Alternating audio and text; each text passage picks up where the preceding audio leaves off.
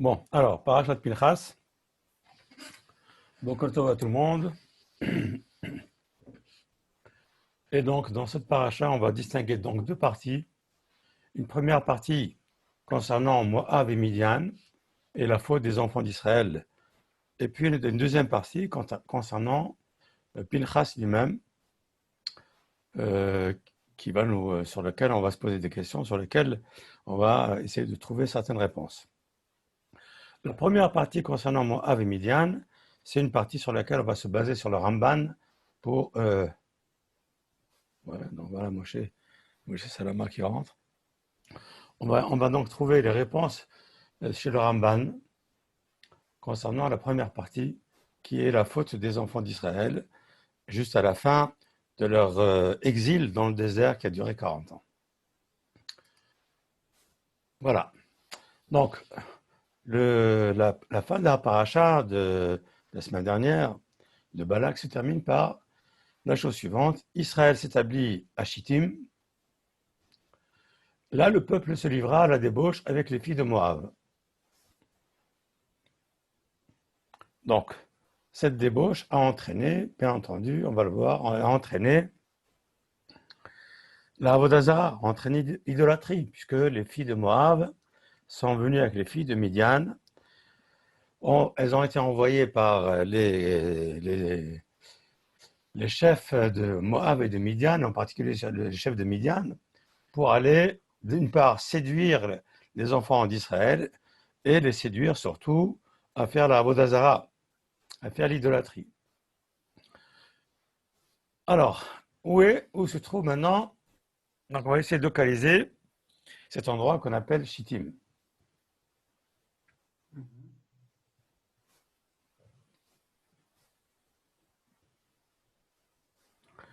Voilà. Alors, les enfants d'Israël sont donc, voici Yochanan qui arrive aussi.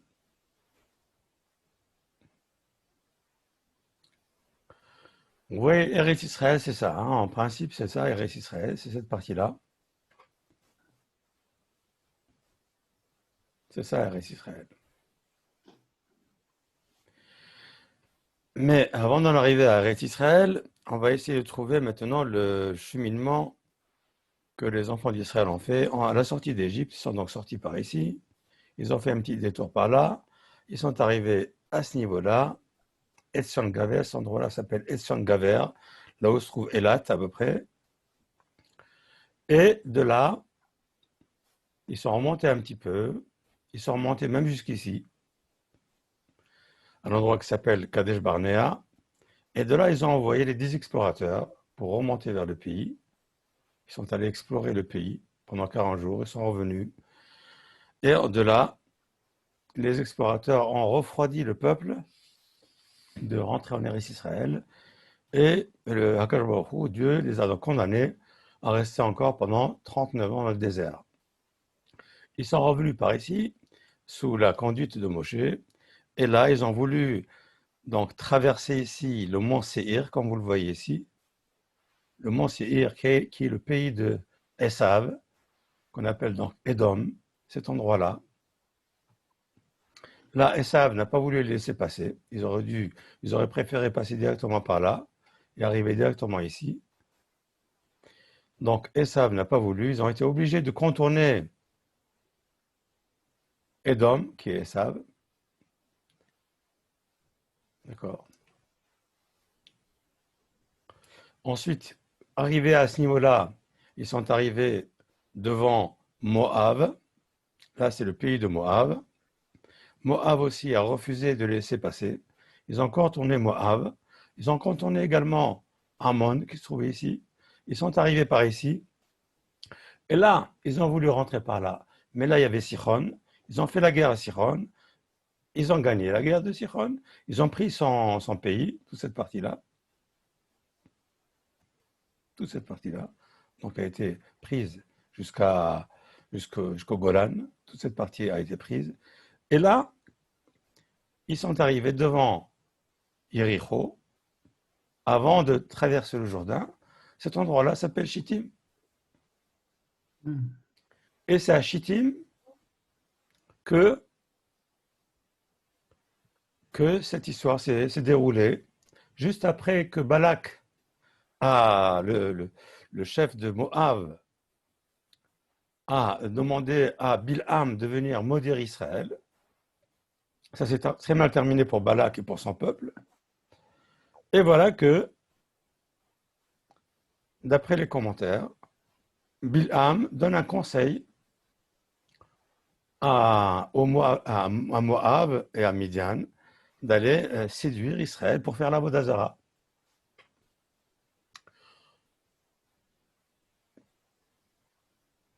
Donc on trouve ici, donc cet endroit-là, vous voyez ici, c'est Shrem.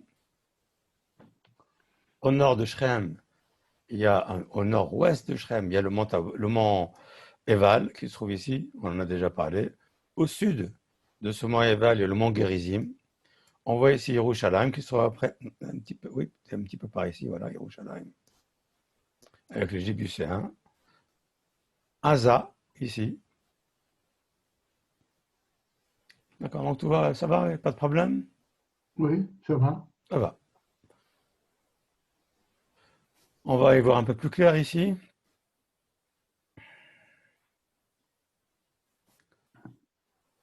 Enfin, Moshe, il les accompagnait assez haut quand même, Ben oui, bien sûr, enfin assez haut, jusqu'à en face de Yericho. jusqu'en face de Jéricho.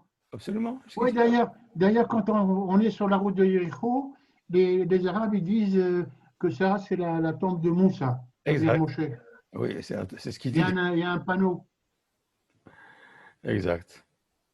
Donc, regardez un petit peu les versets qui justifient ce que je dis. Donc, le sens est vraiment littéral. Vana'avor et achenu ben Esav, hayoshvim beseir. Donc, ici, vous voyez, c'est Edom. Richard arrive. Donc, Vana'avor met achenu ben Esav. Les enfants d'Israël sont arrivés ici. Voilà, là, ici. Ils sont arrivés devant cet endroit-là, ou devant cet endroit-là, on va le voir tout à l'heure. Et Esav a interdit Ayoshvim Beseir, donc ça c'est le Edom, vous voyez ici c'est le pays de Edom, cette partie montagneuse qui s'appelle Har Seir, mais Elat Etzion Gaver, alors Etzion Gaver c'est ici, Elat, Vanefel Venavor derech Midbar Moav, donc ils se sont donc déroutés, ils ont contourné toute la montagne et ils sont passés par là. Ici c'est le désert, ils sont arrivés par ici. Alors, on aurait pu penser qu'ils ont fait tout le tour, comme vous allez voir tout à l'heure, parce que c'est tout un espace ici très montagneux. Mais s'ils avaient fait tout le tour, alors ils seraient venus directement par là. Mais là, ça ne peut pas se justifier parce qu'on sait très bien qu'ils ont contourné Édom. Ensuite, ils ont contourné Moab, Al-Tatsar et Moab, Ve'al-Tidgarbo Milchama, Kilo eten lecha me'arso, Yerusha qui venait l'autre, Natati et Ar Yerusha. Donc ils sont arrivés également devant Moab. Et là, Moab ne leur a pas permis de traverser son pays, de la même façon que Édom n'a pas permis à Israël de traverser son pays. Ça aurait été trop facile de faire ça. Hein, c'est ça qui aurait été bien, essayé de faire ça. Venir directement là. Non, donc Édom a refusé pour une raison absolument inconnue. Totalement inconnu, parce que les enfants d'Israël ont demandé tout ce qu'on boit comme eau, on passe à travers les grands axes. Ne vous inquiétez pas. Hein. Si on boit de l'eau, on vous le paye. Si on vous achète de la nourriture, on vous la paye. Ne vous inquiétez surtout pas. Eh bien non. Edom a refusé, Moab aussi a refusé, et Ammon aussi a refusé. Donc ils ont, voilà, ici également, ils voulaient Moab et Avigarab Tamoul, Bene Ammon, Altetsuram, Ve'altigarbam, ne leur fais pas la guerre, car je ne te donnerai pas leur pays. Parce que ce pays-là, c'est le pays des enfants de Lot. Je vous signale que l'histoire de Lot, c'était à peu près ici. Yamamelar, c'était du côté de Sdom, plutôt vers le sud. Et de là, les filles de Moab ont eu donc deux enfants qui ont donné donc deux peuples, Moab et Ammon, qui sont installés autour de Yamamelar. Ils n'ont pas été très loin, ils sont restés là. Donc, les enfants d'Israël sont arrivés ici, ont contourné ici le monde de Séhir, qui est Édom, sont passés par ce désert, et puis, donc, alors, probablement qu'ils ont également peut-être contourné les Midianim, mais apparemment non. Ils ont peut-être continué ici. Peut-être ici un espace de désert qui n'appartient ni aux Midianim ni à Moab, parce qu'à l'époque, les déserts n'appartenaient à personne, pas comme aujourd'hui. Ils sont arrivés là, Amon a refusé, donc ils ont contourné Amon, et ensuite ils sont arrivés par ici, et là, ils ont fait la guerre à Sichon. Ils ont gagné la guerre, ils ont pris son territoire jusqu'au Golan, et là, ils sont revenus ici, et d'ici, eh bien, ils se sont installés à Chittim. Et de là, donc, l'histoire de Chittim. Encore une carte. Alors, vous voyez, on voit bien ici les massifs montagneux, que c'est vraiment un massif montagneux ici, vous voyez ici, le pays de Édom. Là, attends, je vais revenir un petit peu en arrière. Vous voyez que, par exemple, vous avez ici deux pays qui s'appellent Midian. Les Midianim qui se trouvent ici et Midian qui se trouve là. Donc, les Midianim dont on parle dans cette paracha, ce sont ceux-là. Il ne s'agit pas de ça. Ça, c'est les Midianim, le pays de Midian. Et là, c'est une autre population qui s'appelle également Midian. La vérité, je ne sais pas pourquoi, mais les choses sont ainsi. Là, probablement, c'est le pays de Yitro. Là, ce n'est pas le pays de Yitro. D'accord. Ici, on voit donc, ça, c'est une. Comment? C'est une.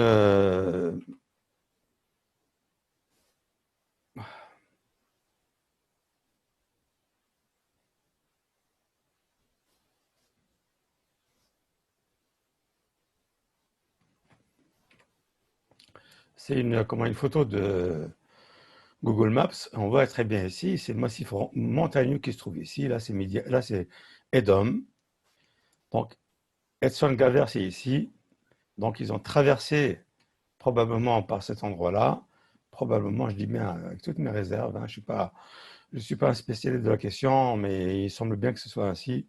Je ne vois pas comment ils auraient pu faire autrement en étant obligés, comme le raconte la Torah, de passer par Moab, de contourner Moab, ensuite de contourner Ammon, et ensuite de venir ici, par ici. Donc Chittim, ce serait là. Vous voyez, ici on voit bien, encore une fois, Eretz Moab, ça c'est Ammon, qui est devenu, cet endroit-là, qui est devenu le pays de Réhouven, et là c'est le pays de Gad, et là Chittim se trouve ici, vous voyez ici, en face de Yericho. Chittim se trouve ici. Voilà donc pour la localisation de cet endroit de Chittim. Donc on est vraiment à la fin des 40 ans.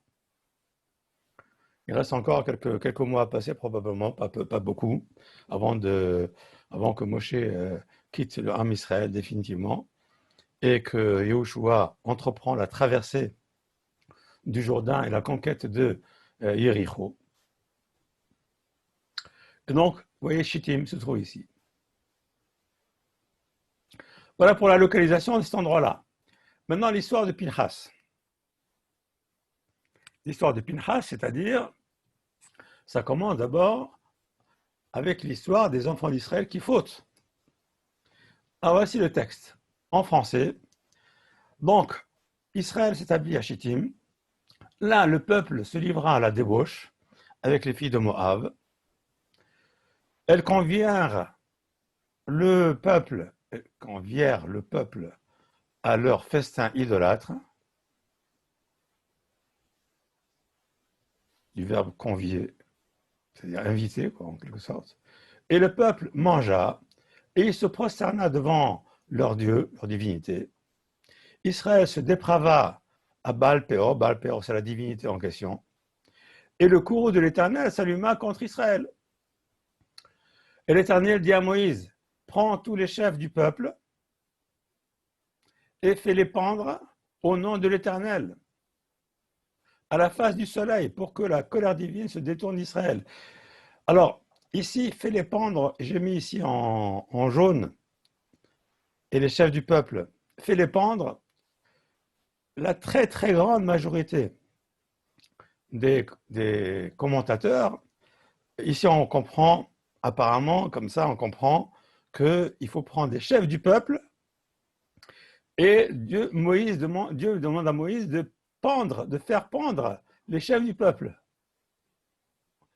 Pour quelle raison?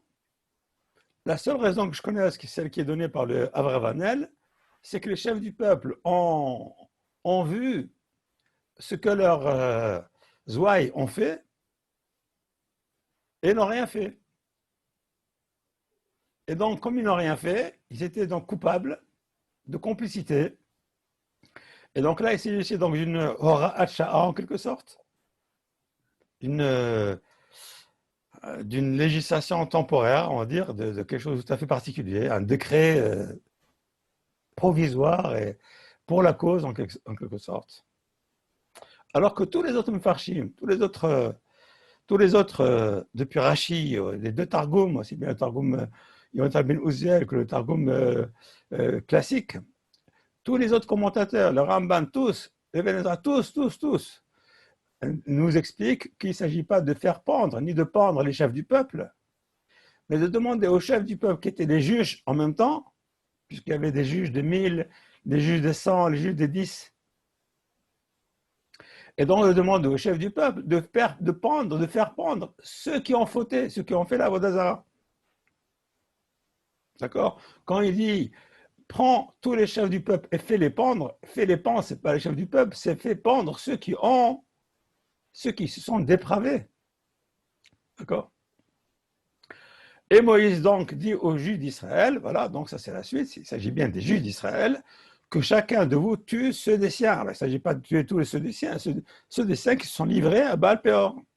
Donc ça, c'est l'exécution de la demande divine. Donc là, c'est clair ici qu'il s'agit ici des juges, les chefs du peuple, c'est les juges, et faire pendre, il s'agit de faire pendre ceux qui se sont livrés à la divinité de Baal Péor.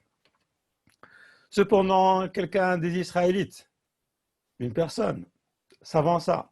Cette personne s'appelle Zimri ben Salou, le chef de la tribu de Shimon, s'avança, amenant parmi ses frères la Midianite. Donc on voit ici qu'il s'agit également d'une chef midianite, à la vue de Moïse, à la vue de toute la communauté des enfants d'Israël qui pleuraient au seuil de la tente d'assignation. On va voir pourquoi est-ce qu'ils ont pleuré. Le Ohel Moed, tente d'assignation, c'est le Ohel Moed. À cette vue, Pinchas, fils d'Elazar, fils d'Aaron le Kohen, se leva du milieu de la communauté, arma sa main d'une lance, entra sur le pas de l'Israélite. Il s'agit toujours de quelqu'un d'Israélite, le Israélite qui était le chef de la tribu de Shimon, qui s'appelle Zimri ben Salou, dans la tente, et les perça tous les deux, l'Israélite ainsi que cette femme, qui frappa au flanc, et le fléau cessa de sévir parmi les enfants d'Israël. Et ceux qui avaient péri par suite du fléau étaient au nombre de 24 000. 24 000 personnes, c'est énorme. À peu près 4% de la population d'Israël. C'est énorme. Donc là, il s'agit du texte en français.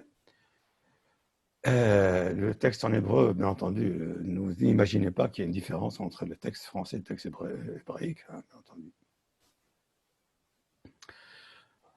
Ok, donc voilà. Donc maintenant, on va étudier le Ramban sur cette question-là. Alors, pour l'instant, j'ai deux petites questions, là, de chat. On va voir tout de suite si on peut les voir, je ne sais pas. Oh, ben, attends. On va voir après, hein, d'accord, très bien. Alors,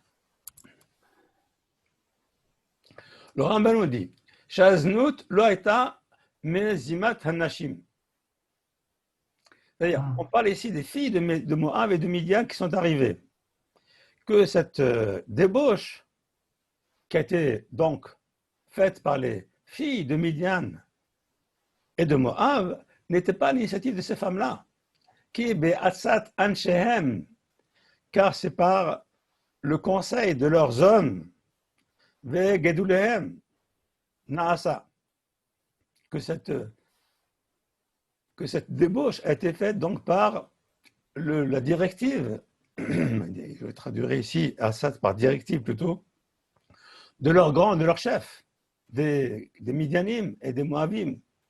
Bezikne Midian Ayalahem, et donc, ce sont ces Zikne Midian qui étaient donc à l'origine de cette directive, de ce conseil. Chez Neymar, comme c'est marqué, on va le voir par la suite, dans la paracha qui va venir par la suite, Taror et Midianim, Dieu dit à Moshe, Taror et Midianim, fais la guerre aux Midianim, Vikitem otam, et vous les frapperez par la guerre, Kitzorim hem lachem, benichlem, asher nikeo lachem al devar peor, car ils vous ont, eux, fait une guerre, Sorim, ceux qui vous ont fait la guerre, en fomentant un complot qu'ils ont comploté à propos de l'idolâtrie de Péor.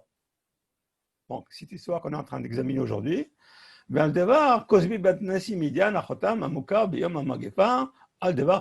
également avec l'histoire de Cosbi Bantnessi Midian, c'est la femme en question qui a été présentée par Zimri ben Salou, le chef de la tribu de Shimon, devant Moshe, à propos desquels toute l'assemblée qui était autour de Moshe se sont mis à pleurer.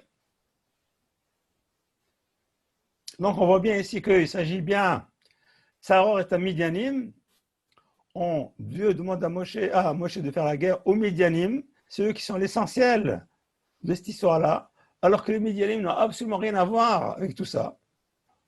Les Midianim n'ont rien à voir avec tout ça, ni d'ailleurs les Moabim n'ont rien à voir avec tout ça.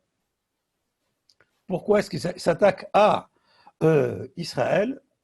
Israël a contourné leur pays, ne leur a pas demandé de faire la guerre, n'aura pas fait la guerre du tout. Ils sont arrivés uniquement dans le but d'entraîner une débauche générale, aussi bien une débauche véritable, ainsi qu'une débauche idolâtrique. D'accord? Donc la Torah considère que cette attaque, entre guillemets, de débauche, s'appelle une guerre, purement, simplement, Kitzorim hem lachem. D'accord? Alors, ce n'est pas une guerre avec des armes classiques, mais c'est une autre catégorie d'armes, d'armement, d'armes de guerre. Une guerre qui a entraîné une magefa, donc qui a entraîné une épidémie générale qui aurait pu s'amener vraiment de façon absolument terrible. Il n'y a eu que 24 000 morts, entre guillemets, hein, que 24 000 morts.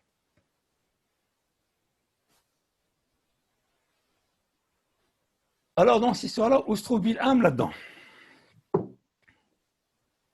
Si ce sont les Midianim qui ont dirigé cette opération, que se passe-t-il avec Bilham? Pourquoi Bilham a été tué lors de la guerre que Moshe a entrepris avec les Midianim, et Bilham a été donc tué lui aussi. C'est pour ça que le Ramban dit Velachen itachen shaya Bilham ba'esa. Il est probable que Bilham, qui était le, entre guillemets, prophète des nations, prophète qu'a appelé Balak pour maudire Israël, et que Dieu a obligé Bilham à bénir Israël plutôt. Donc il est probable que Bilham se trouvait également dans ce conseil qu'il a donné donc à Balak et aux Midianim qui étaient ensemble. Et d'où est-ce qu'on sait ça? Eh bien, c'est marqué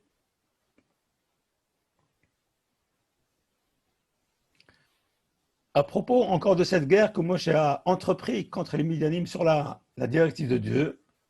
Eh bien, Moshe dit à propos des Midianites, donc des femmes de Midian qui ont participé à cette guerre entre guillemets, il dit Hen hena yulivni Israël. Ces femmes-là étaient justement c'est elles qui ont œuvré physiquement à faire la guerre, bidvar Bilham, par la parole de Bilham. Donc on voit ici que le Ramban dit que c'est lachen itachen, il dit itachen, il module son propos, alors que le verset le dit clairement, bidvar Bilham.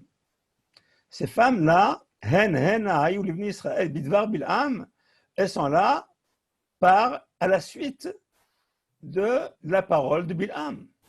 Je traduis donc, ne sont pas elles qui, à l'instigation de Bilham, ont porté les enfants d'Israël à trahir l'Éternel pour Baal-Péor, de sorte que l'épidémie a sévi dans toute la communauté de l'Éternel.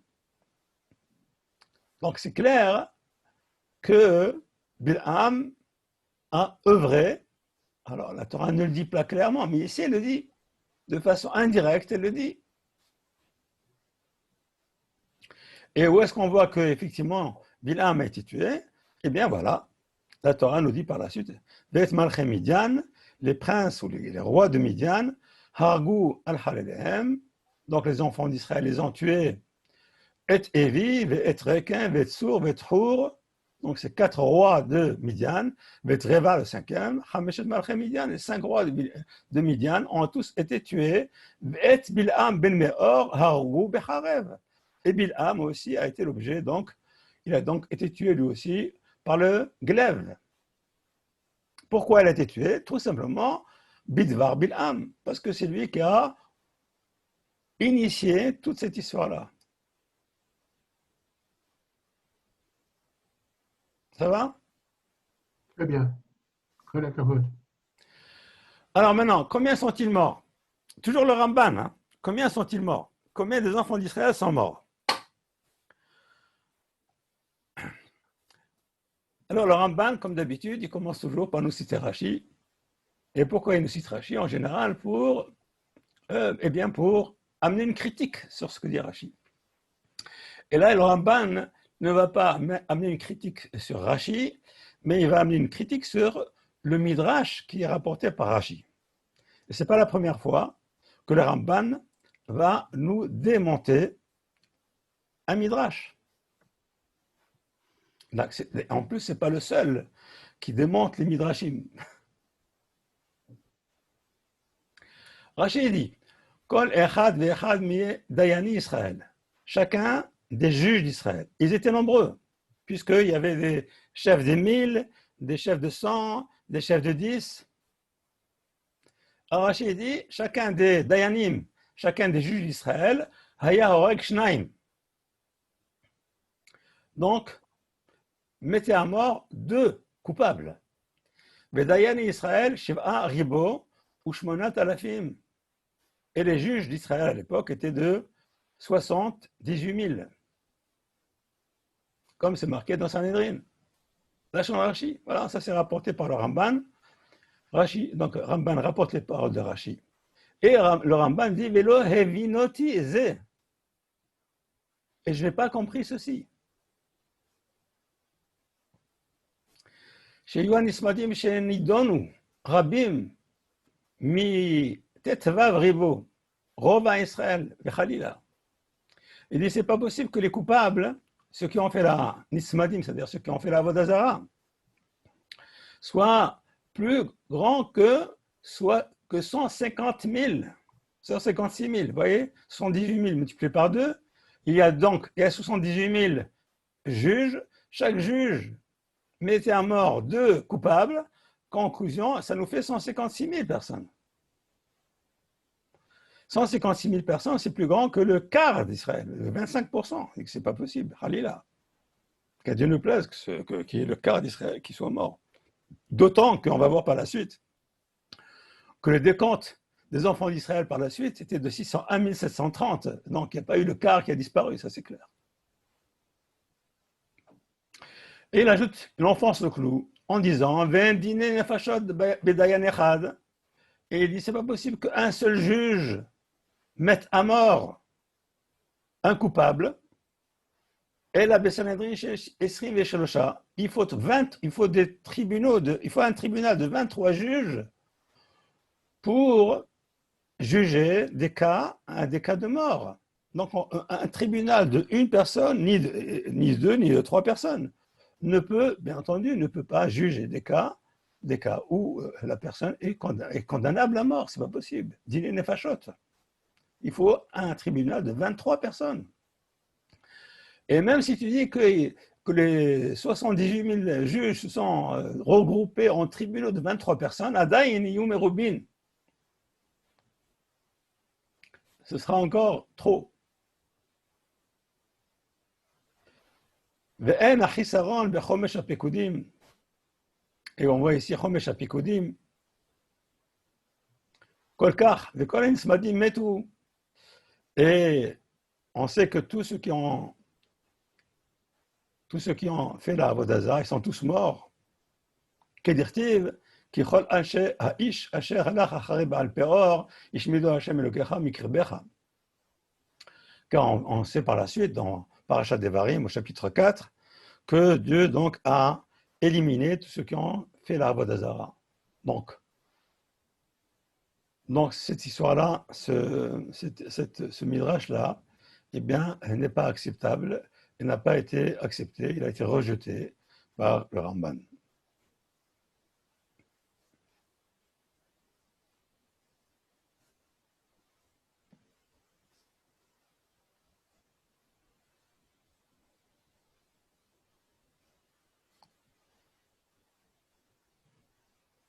Alors, Moshe nous pose une question à propos de la keuna de la prêtrise de Pinchas.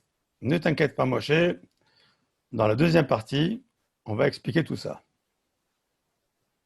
Donc, Aval, Perouche, Ish, Anashav. Donc, Ish, Anashav, que chaque juge met à mort les personnes chez Yargou, Ashoftim, Kol Hanismadim, Kol Bedin ou Bedin, Yadun et Shivto, Bet Alafo. Chaque Betedin doit juger sa tribu et, comme c'est des chefs de 1000, et les 1000 personnes qui étaient sous sa responsabilité.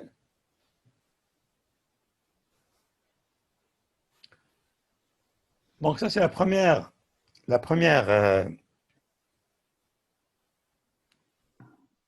donc il y avait combien de milliers de personnes? Il y avait 600 000 personnes, donc ça fait 60 000 chefs des 1000, 60 000 chefs de 1000, ces 60 000 chefs de 1000 devaient juger les 1000 personnes qui étaient en dessous, qui étaient sous leur responsabilité pour savoir s'il y avait un ou deux, ou même moins que un, peut-être zéro même, de personnes qui ont fait la Avodazara. C'est ça qu'on veut dire. Ça veut dire purement simplement, d'ailleurs on va le voir par la suite, il est même, ça veut dire tout simplement qu'on ne sait absolument pas combien ont été jugés jusqu'à présent. On ne sait absolument pas. Par la suite, le Ramban va nous démontrer que 0 personnes ont été jugées. Contrairement à ce que dit le Midrash rapporté par Rashi. Maintenant, le Ramban nous dit ce que lui pense de tout ça. Qui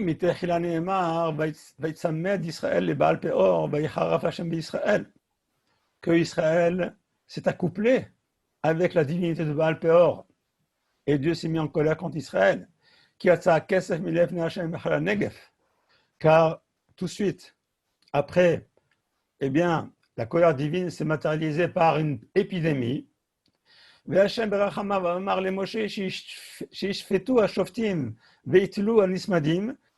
Dieu a dit à Moshe, par sa miséricorde, que les shoftim, les juges, devaient donc juger et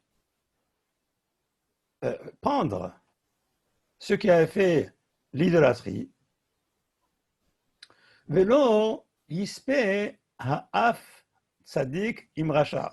Alors écoutez, j'aurais dû d'ailleurs souligner ça.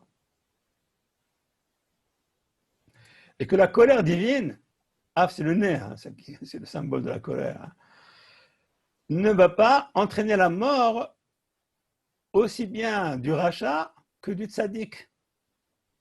On voit ici que même quand il s'agit d'une magefa, c'est-à-dire une épidémie, dont l'origine est une faute morale, mais dont la concrétisation est une maladie, une épidémie qui se propage par des microbes ou des virus, allez savoir quoi, n'importe quelle saloperie, eh bien, cette épidémie ne s'amuse pas à faire la distinction entre un impie et un juste. Elle attaque tout le monde. Le Ramban, ici, rejoint parfaitement ce que dit le Rambam à ce propos-là, quand il y a un décret divin sur une population en règle générale, eh bien, ce décret divin s'applique à tous. Il ne fait pas de distinction, une maguefa, une épidémie, ne fait pas de distinction entre le juste et le méchant. D'accord? Donc, c'est pour ça, pour en arriver là, il fallait donc faire la justice immédiatement. Il fallait demander aux juges de se réunir, que chacun examine dans sa tribu ou dans les personnes, les 1000 personnes qui étaient sous sa responsabilité, de vérifier s'il y avait quelqu'un qui avait commis l'idolâtrie. Et donc, il fallait réunir 2 témoins pour ça. Il fallait donc mettre en place un tribunal de 23 juges et donc juger la personne et de la mettre à mort et de la pendre pour que tout le monde, là c'est vraiment quelque chose de tout à fait normal, hein, de la pendre, et de façon à ce que tout le monde apprenne que ça c'est quelque chose qui est strictement interdit. Ou Moshe Tsivaken la Shoftim, c'est ainsi que Moshe aussi, il a donc transmis cet ordre divin aux juges d'Israël. Vekash, toi, ça va tout jusqu'à présent? Oui, très bien. D'accord. Vekash, Anesfu, Kola Eda, Petah Oel Moed. Maintenant, écoutez bien ce qui s'est passé là. Et maintenant, lorsque tous ces juges, à Eda, donc cette assemblée de juges, se sont réunis autour du Petah Oel Moed, autour du Mishkan, la chose qui devait à Moshe pour venir écouter et faire ce que Moshe devait dire, avait demandé de faire, pendant que l'épidémie était justement en train de faire des ravages. À ce moment-là, donc pendant que les juges sont venus autour du Mishkan à écouter les paroles de Moshe et à mettre en exécution ces sentences à lui, est arrivé ce chef de la tribu de Shimon, Zimri ben Salou. Ha'ez, il est venu, il a osé, avec une chutzpah, une effronterie terrible. Vaikrav elechav et amidianit, l'imrod ben Moshe, bashoftim. Il a apporté avec lui cette cheftaine midianite pour se rebeller contre Moshe et contre les juges. Mais la asot ken de Farasya, de faire ça en public. Terrible. En public. Donc, il avait l'intention de faire entrer sa copine, on va dire, entre guillemets, dans sa tente et de montrer à tout le monde qu'il allait entreprendre de s'accoupler avec cette personne-là, en public, devant Moshe, devant tout le monde. Qui Nassi Vegadol Haya, c'était un Nassi, c'était un prince de la tribu de Shimon, c'était un grand. Verabim Ozrimlo, et beaucoup de sa tribu étaient derrière lui pour l'aider. Oh, que Moshe Amrou Rabotenu, comme on dit les Chachamim, Shamrolo Shivto Anu Nidonim Mita, car les gens de sa tribu lui ont dit, nous sommes, on nous accuse, on va nous juger, à nous mettre à mort. Ve'ata shotek, et toi tu dis rien du tout. Donc ils l'ont exhorté à aller vers Moshe pour aller se rebeller. On dit comment? Nous on est en train d'être mis à mort et toi tu te tais, t'as pas honte, il faut que tu ailles te rebeller. Ve'ini trilou Moshe ve'ashoftim livkot. Et Moshe et les juges ont commencé à pleurer. C'est pour ça qu'à ce moment-là, Pinchas est entré en scène et il a donc tué aussi bien le chef de la tribu de Shimon et la chef des Midianites. Et à ce moment-là, l'épidémie a cessé d'avoir cours. Alors pourquoi est-ce que les juges, pourquoi tout le monde s'y met à pleurer? Qu'est-ce qui s'est passé? Une question tout à fait bête. Quand ils ont vu que, que le chef de tribu de Shimon, Zimri ben Salou, est arrivé avec cette effronterie, alors pourquoi ne lui ont-ils pas sauté dessus? Ils étaient des milliers. Pourquoi ne l'ont-ils pas sauté dessus? Ils n'ont pas tué tout de suite devant tout le monde. Ils étaient tous témoins de cette chose-là. Donc il n'y a pas de. Pourquoi ne l'ont-ils pas fait? Une des premières réponses est donnée par le Rambam, Rabim Ozrim Lo. Donc il était venu avec toute sa, j'allais dire, toute sa Rabim, une multitude sont venus pour l'aider. Donc là, il y avait quelque chose qui allait mal se passer. On allait imaginer qu'il va y avoir une guerre civile entre Moshe et tous les gens qui étaient derrière, et puis la tribu de Shimon, ou bien que non seulement ils étaient là pour l'aider, ou comme disait Hachamim, ils l'ont incité, ils l'ont poussé à faire cette chose-là. Mais on peut dire aussi, de façon très claire, que même Zimri ben Salou lui-même n'était pas Chayav Mita à ce moment-là. Il n'était pas coupable de mort. Pourquoi? Parce que personne n'était témoin qu'il avait fait l'idolâtrie elle-même. On ne peut tuer quelqu'un que s'il y a deux témoins qui voient la personne en train de faire l'idolâtrie, et ça, oui. Mais sinon, non. Alors, bien sûr, ils ont vu que ce Zimri ben Salou s'accouplait avec sa dulcinée, mais ils n'ont pas vu plus que ça. Il n'y avait pas de Avodah Zara qui était fait par ce Zimri ben Salou. Donc c'est pour ça qu'ils ne pouvaient pas le mettre à mort, ils ne pouvaient pas le juger pour le mettre à mort. Alors vous allez me dire, mais alors pourquoi est-ce qu'ils n'ont pas arrêté sans le tuer, sans le mettre à mort? Alors c'est pour ça que le Ramban ici, il dit Rabbim Azru Lo. Beaucoup étaient là, une multitude était là pour l'aider. Donc, ça aurait été un affrontement qui aurait été sanglant, ça aurait été terrible. Donc, c'est pour ça que tous les juges qui étaient là, eh bien, se sont mis à pleurer parce qu'ils étaient totalement désarmés, ils ne pouvaient absolument rien faire.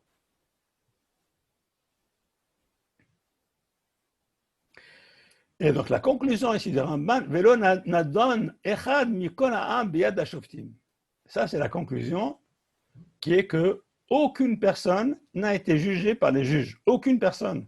On voit ici que les juges sont venus pour prendre des consignes, donc ils n'ont encore jugé personne. Donc ce que dit le Midrash, qu'il y a eu tant de morts, etc., tant de morts qui ont été mises à mort, des gens qui ont été mis à mort par des juges, eh bien non, d'après le Rambam, pas une seule personne n'a été mise à mort par des juges.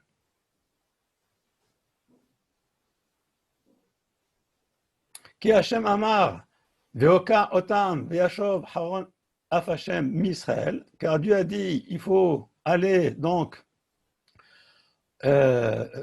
pendre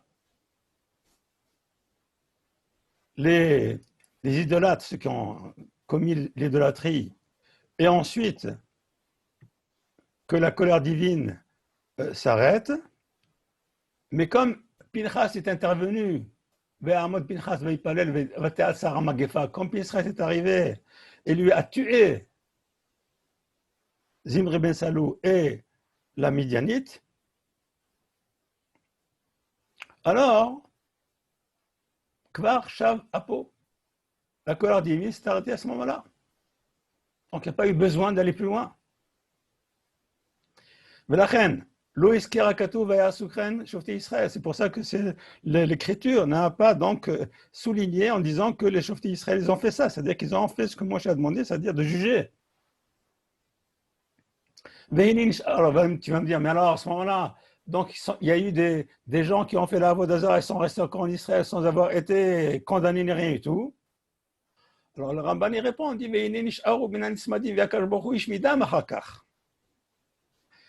donc, ils sont restés, oui. Le Ramban dit, oui, effectivement, il y en a qui sont restés. Des idolâtres sont restés. Ceux qui ont fait la Avodah Zarah sont restés.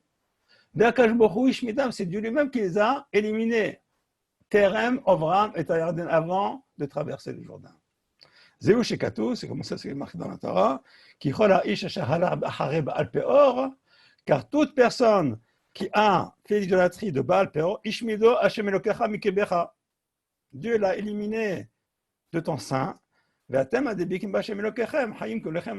vous qui avez été resté attachés à Dieu, eh bien vous êtes restés vivants. Conclusion, aucun jugement n'a été fait, Ceux qui ont fait la Avodah Zarah ont été éliminés par Dieu lui-même avant l'entrée en Eretz Israël. Et donc, toute cette histoire que les juges, qui étaient 78 000, chacun a mis à mort 2 personnes, eh bien, le Ramban, donc, lui, il démonte ça entièrement de A jusqu'à Z. Alors maintenant, vous avez posé la question, pourtant, Pinchas, lui, il a tué Zimri Ben Salou, et il n'y a pas eu besoin de 2 témoins, il n'y a pas eu besoin de 23 juges. Alors on te répond, hein, là, à propos de Pinchas, là, c'est vraiment quelque chose de tout à fait spécial.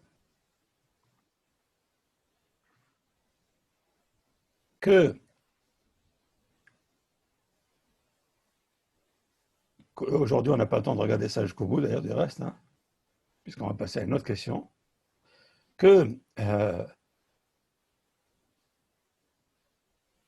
si quelqu'un voit un juif, un autre juif, aller avec une Midianite ou une Moabite ou enfin une païenne, une idolâtre, eh bien, Kanaïm Pog Imbo.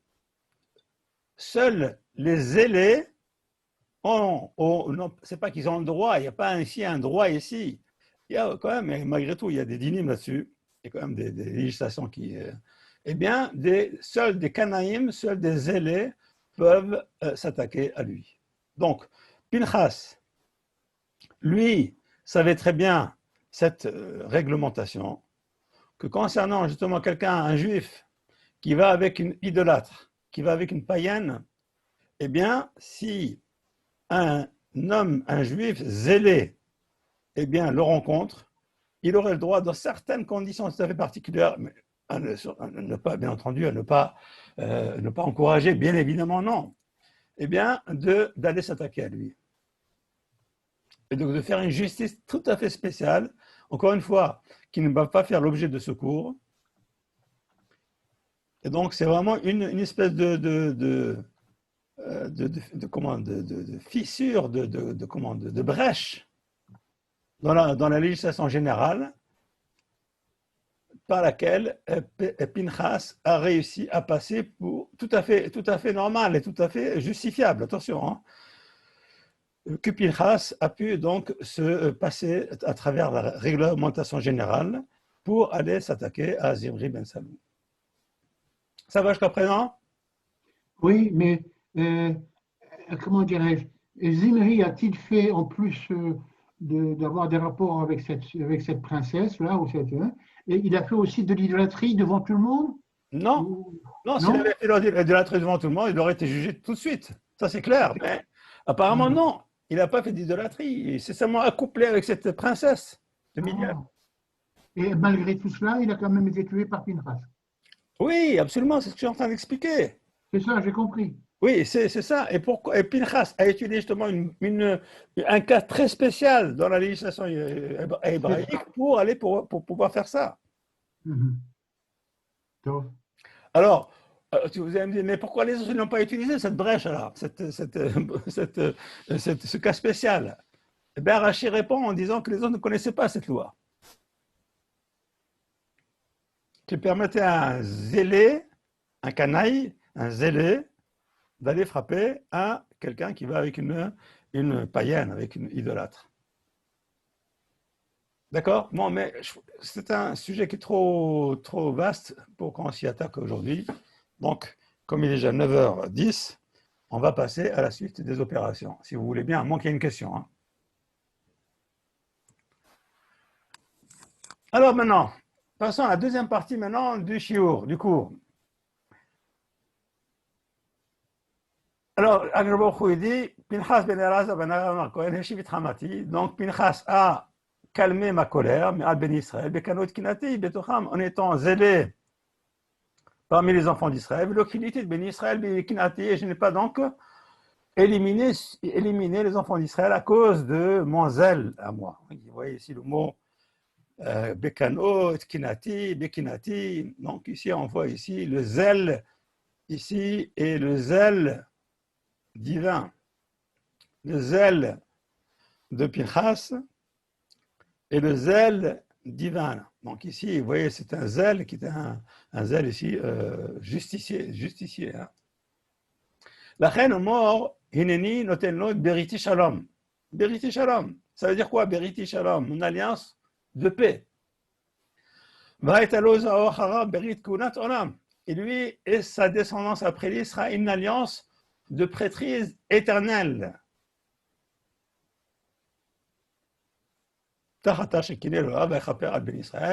Donc, il a donc suscité le pardon sur les enfants d'Israël.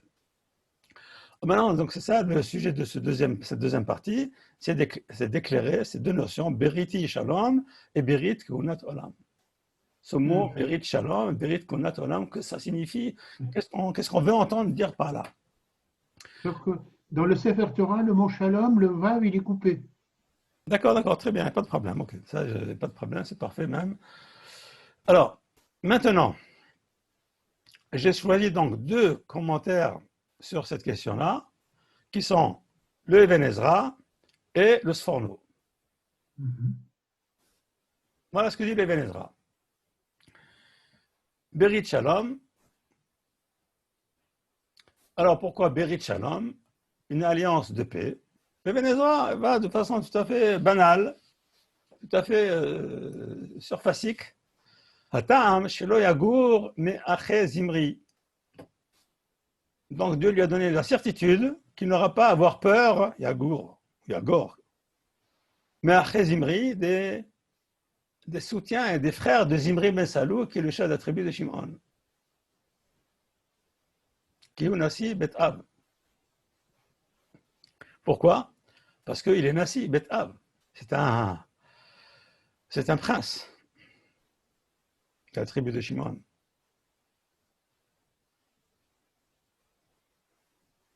Et maintenant, Beriut Konat Olam, qui a Kohanim Agdolim Hayu Mi Bene Pinchas. Très intéressant ce que dit ici le Even Ezra. Car tous les grands prêtres, Kohen Gadol, tous, ils étaient de la descendance de Pinchas. Donc, quand on parle de Kihunat Olam, Berit Kihunat Olam, donc Shalom, c'est il n'est pas à avoir peur, la paix, il aura la paix pour lui. Kihunat Olam, ça veut dire que tous les descendants de Pinchas, enfin plutôt, tous les Kohen Gadol sont de la descendance de Pinchas.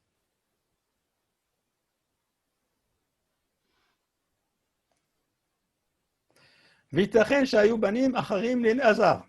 Parce qu'on dit que Pinchas, c'est le fils d'Elazar Cohen, mais le Even Ezra dit on n'a pas vu, mais il est très probable que Elazar lui-même a eu d'autres fils. Mais ces autres fils n'ont pas eu donc le mérite d'être Cohen Gadol. Donc seul Pinchas, qui est le fils d'Elazar, seule sa descendance à lui a eu droit à la grande prêtrise.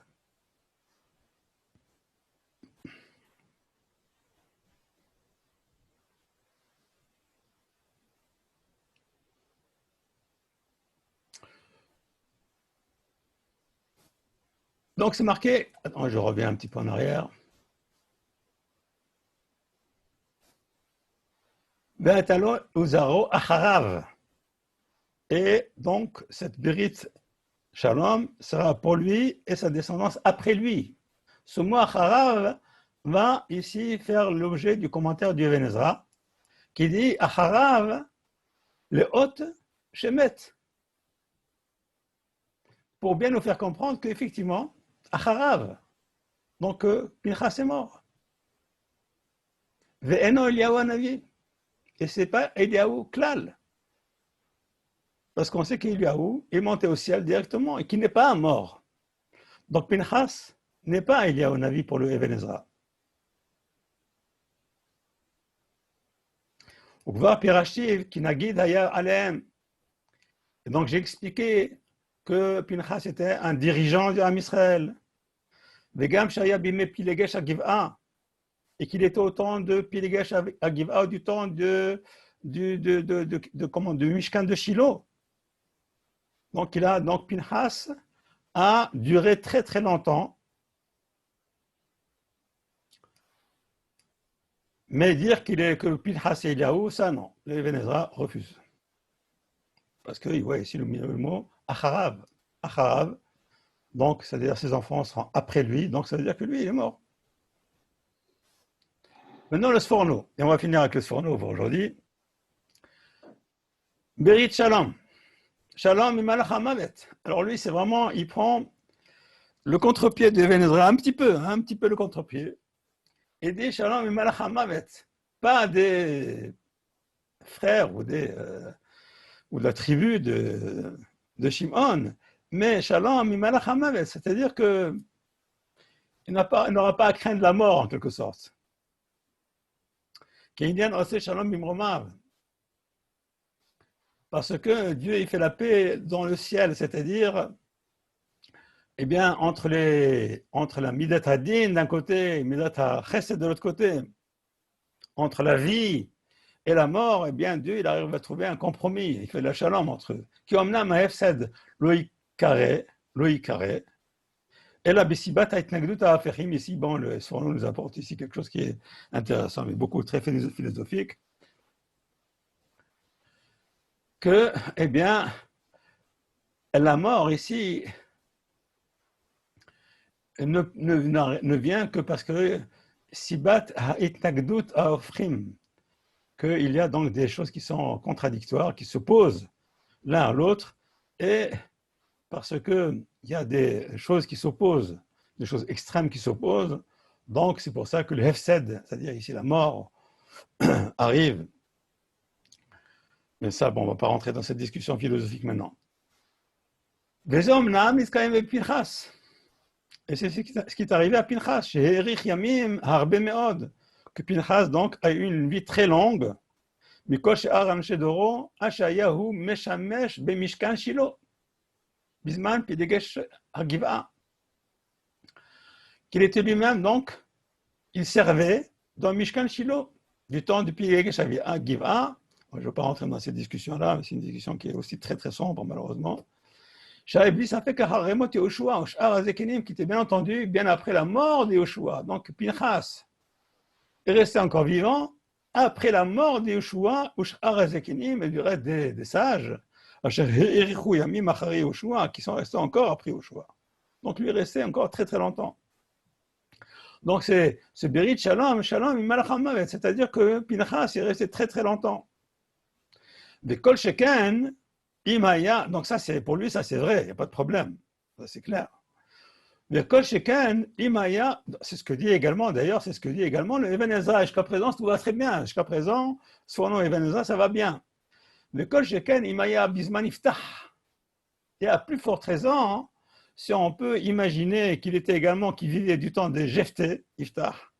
Shekatav, le Melech Bene Amon, Beshevet Bene Israël, Beshecheshbon Binotea, Shalosh Me'ot Shana, que Iftah a fait la guerre à Amon, parce que Amon voulait récupérer une partie de son territoire qui a été pris par Sichon, qu'Israël ont pris.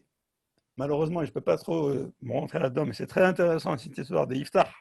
La guerre que Iftah a fait aux enfants de Amon, au pays de Amon.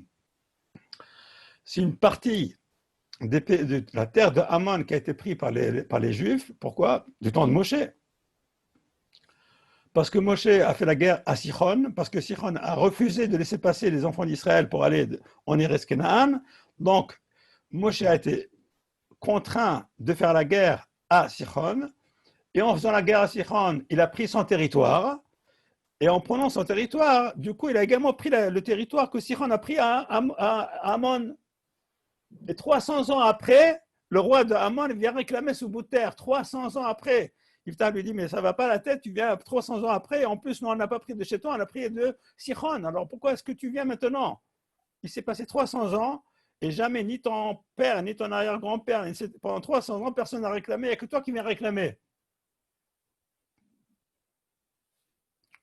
Donc, les Chazal, les sages d'Israël ont dit que Pinchas, le Rassal, Lechet Az et l'Iftah. En fait, Iftah avait fait un vœu absolument terrible. Et ce vœu devait être délié.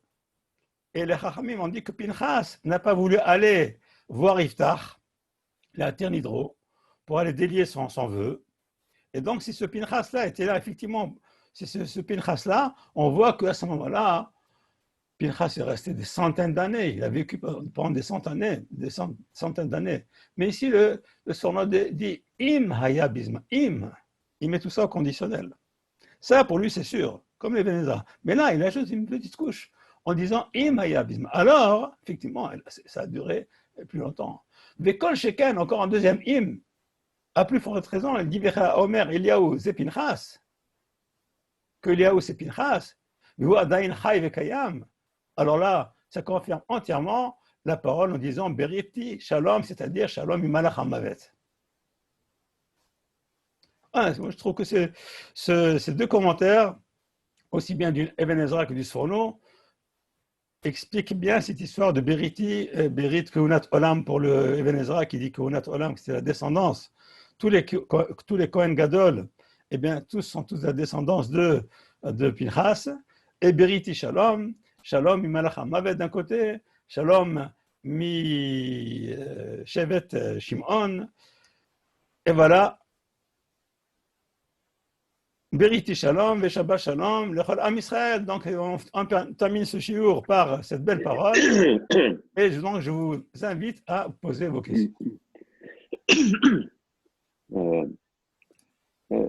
D'abord, une question de chronologie. D'abord, on ne dit pas le nom. On ne dit pas le nom de Zimri, ni de quelle tribu il est. Il vient d'Israël. Et seulement après sa mort, après avoir été transpercé par Pinchas, on dit qui il est.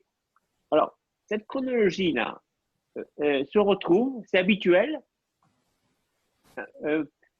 Pourquoi je dis ça? Parce que un homme de la tribu des Lévis épousa une Lévi, alla vers une Lévi, au sujet de la naissance de Moshe. Est-ce que c'est habituel? Ça arrive souvent, ne vous inquiétez pas, ça arrive très souvent. Ouais, d'accord, ok, voilà ce que je voulais savoir. Deuxième question, vous avez dit finalement les juges n'ont pas appliqué les sentences. Hachem a dit tu les pends. Tu vas les pendre au soleil, etc. Et que comme ça l'ensemble du peuple verra qu'ils ont fauté.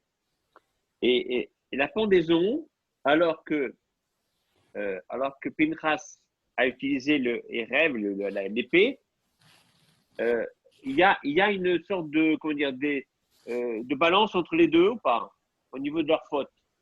Non, souvent, toute personne qui est condamnée à mort est également condamnée à être pendue, mais un temps très très court, quelques secondes. Hein. Donc, cette pendaison n'est pas une pendaison qui est, apparemment, n'est pas quelque chose qui est spécifique à ce qui s'est passé avec Pinchas. Hein.